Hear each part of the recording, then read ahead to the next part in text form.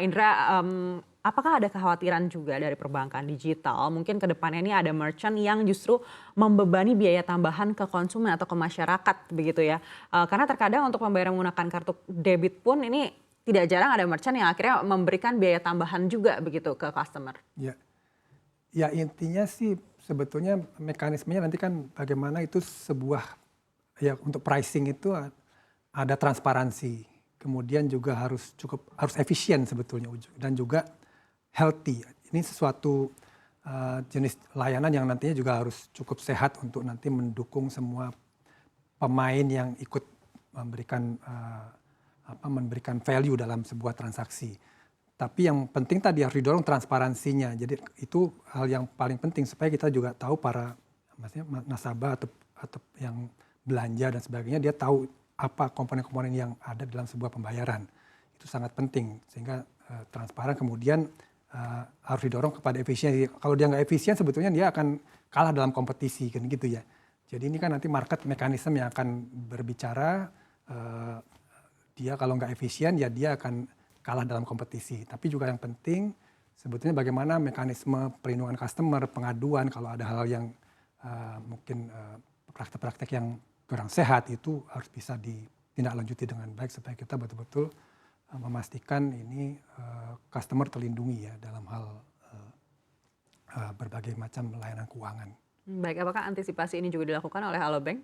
Ya, maka kita memang dalam hal transparansi ini di digital itu tidak hanya lebih cepat, lebih baik, lebih efisien, tapi juga harus lebih transparan. Karena dengan transparan itu sebetulnya kan kita ingin meningkatkan trust. Karena begitu trust itu ada, maka terus customer akan merasa nyaman dan dia lebih engage ya untuk menggunakannya layanan bank itu lebih sering. Itu yang terus kita coba tingkatkan, satunya adalah dengan transparansi yang kita berikan kepada nasabah. Ya. Baik, kalau pertumbuhan nasabah di Alobank sendiri sejak Alobank meluncur saat ini sudah seperti apa Pak? Termasuk juga penggunaan pay later. Ya alhamdulillah saat ini sampai dengan April ya itu sudah di 6 juta customer Alobank yang kita lahir di bulan Mei tahun lalu, jadi dalam waktu hampir setahun lah ya kita sudah mencapai 6 juta basis customer, dan itu saya rasa berbagai hal yang kita ingin terus dorong supaya usage-nya juga semakin meningkat, karena kan kita harus terus obses ya bahwa customer yang sudah jadi nasabah kita, mereka terus bisa mendapat manfaat menggunakan lebih sering lagi dalam berbagai aktivitas keseharian. Itu yang terus kita dorong. Nah terus juga dari situ juga kita mendorong pertumbuhan dari tadi pay later, karena kan bank sebenarnya kan dalam hal value creation-nya itu adanya di pembiayaan ya. Nah, tentu kita ingin mendorong pertumbuhan dari digital lending ini pay later, buy now pay later dan juga digital lending. Tapi karena juga kita bank, maka tentu bank harus betul-betul mengelola resiko dengan baik ya, harus cukup kuat dari manajemen risikonya, dan kita tentu harus memastikan bahwa kita betul-betul nanti menyediakannya, memberikan pinjamannya kepada customer-customer yang berkualitas supaya menekan kredit macet kan gitu ya. Nah, inilah tahap yang sedang kami lakukan saat ini untuk terus memperbaiki, memperkuat dari modeling kredit scoring-nya supaya nanti kami juga terus bisa tumbuh dengan baik, tapi juga kredit macetnya bisa kita tekan. Nah kalau dari sisi pertumbuhan dibanding akhir tahun kita sudah tumbuh 85% sampai dengan bulan ya Mei ini ya gitu. 85%, ya. Luar biasa sekali ya Pak Indra. Dan kalau kita melihat tadi Bapak bilang sudah semakin banyak juga penggunanya, profilnya seperti apa Pak? Terutama yang menggunakan pay later ini, apakah memang didominasi oleh generasi milenial dan juga Gen Z? Iya, karena memang kami dari awal memang menyasar segmen anak-anak muda, segmen yang muda ya. Jadi tentu milenial yang kami sasar awalnya karena mereka mungkin sudah memiliki pendapatan yang stabil, kemudian juga ada kemampuan untuk repayment yang lebih baik. Oleh karena itu kami sasar dulu di segmen milenial ya, itu yang utama. Tapi juga kami juga mulai masuk ke Gen Z yang lebih muda nih, dengan melalui sebuah proses analisa kredit yang tentu cukup memadai ya, untuk kami bisa memberikan support bagi segmen yang lebih muda. Baik, seperti apa strategi yang dilakukan Alobank ke depannya untuk bisa mendapatkan lebih banyak lagi nasabah generasi milenial dan juga Gen Z? Iya, Alobank ini sebagai bank dengan model bisnis digital ini kan kami juga inginnya menjadi everyday bank, bank yang dipakai dalam berbagai aktivitas keseharian gitu. Oleh karena itu kami terus obses bagaimana bisa memberikan value kepada customer kami.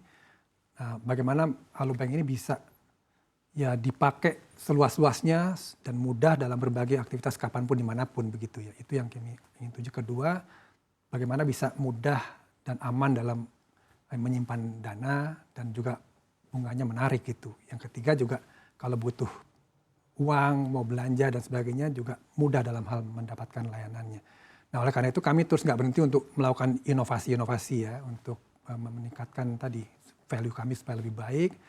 Dan kemudian juga usage-nya juga makin meningkat. Oleh karena itu strategi yang dilakukan adalah memang karena kita bank digital yang berintegrasi dengan ekosistem. Awalnya kan kita memang tentu besar dari ekosistem induk dulu nih di ekosistem CT Corp ya, yang memang banyak jaringan bisnisnya dan itu yang kita harapkan bisa meningkatkan aktivasi, kemudian juga usage yang makin meningkat. Setelah itu kan kita juga harus terus membuat berbagai macam aktivitas yang didukung oleh Alobank melalui kolaborasi kita dengan ekosistem-ekosistem lain supaya mereka dalam berbagai aktivitasnya juga makin luas yang bisa disupport. Nah kita terus melakukan kolaborasi, integrasi dengan ekosistem-ekosistem di luar Citi Corp ya seperti Bukalapak, kemudian juga para pemilik saham kami lah ya, ada Indomaret, ada Grab dan lain sebagainya.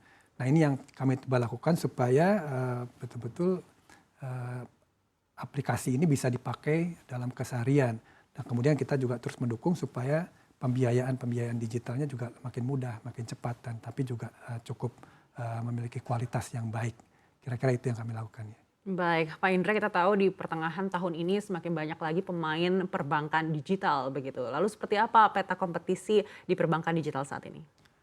Ya, saya rasa perbankan digital ini model bisnisnya kami besar dengan melakukan kolaborasi.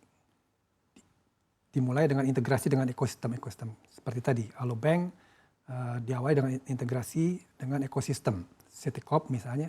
Dan saya rasa bank-bank digital yang lain juga melakukan model bisnis yang seperti itu, di mana mereka besar dengan keunikan-keunikan dari integrasi dengan ekosistemnya masing-masing. Nah itulah menjadi pembeda dari masing-masing bank, dan saya rasa nanti bank ini kan sebuah layanan yang kompleks ya. Tidak ada satu pemenang untuk semua hal. Jadi kita akan menjadi sebuah utility yang memiliki keunikan untuk dalam hal ini misalnya bermain dalam ekosistem yang dekat dengan dan berkolaborasi dengan Alobank misalnya dengan bank digital dimaksud. Itu yang saya rasa model-model yang nanti akan menjadi basis dari kompetisi kita dengan bank-bank digital yang lain. Tapi juga sekarang kita sebetulnya berkompetisi tapi juga berkolaborasi gitu. Karena kan sebetulnya jurinya customer. Jadi bagaimana kita bisa mendeliver value tapi juga dengan cara berkolaborasi di mana kita kuat, kemudian bergabung dengan kekuatan yang lain untuk bisa memberikan value itu kepada customer kita. Baik, dengan banyaknya perbankan digital saat ini, OJK juga akan merilis ketentuan baru. Ya. Seperti apa harapan Alobank terhadap ketentuan baru ini? Ya, tentu harapan kami kan ini market ini harus bisa ditumbuhkan, ya, dan customer semakin merasa trust begitu dan nyaman untuk melakukan aktivitas transaksi keuangannya di platform digital. Oleh karena itu tentu bagaimana inovasi ini bisa terus tumbuh, tapi di sisi lain juga risikonya bisa ditekan begitu ya. Dan kita tahu bahwa risiko cyber ini kan meningkat ya. Serangan-serangan cyber juga sangat dinamis dan penjahatnya juga pakai teknologi gitu. Nah kita juga nggak perlu berhenti, harus melakukan inovasi di teknologi-teknologi yang terkait dengan meningkatkan keamanan, memanage risiko-risiko cyber yang lebih baik, sehingga nanti kita bisa memberikan kenyamanan dan kepercayaan kepada nasabah untuk mereka bertransaksi melalui platform-platform bank digital kami begitu.